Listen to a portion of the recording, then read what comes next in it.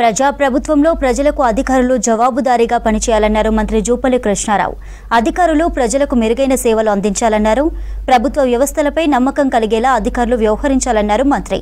సమాచార హక్కు చట్టంతోనే పని లేకుండానే ప్రతి ఒక్కరికి కావలసిన సమాచారాన్ని అందించాలన్నారు జూపల్లి.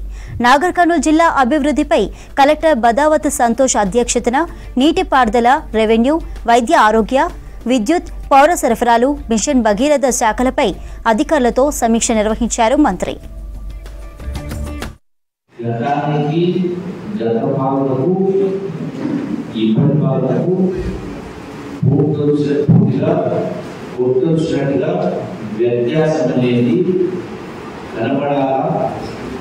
రేవంత్ రెడ్డి గారి పరిపాలన, ఇందిరమ్మ పాలన మార్పు కనపడాలా. ఎక్కడ కూడా ఎవరు కూడా ఎటువంటి చిన్న పొరపాటు చేయకుండా పూర్తి పారదర్శకంగా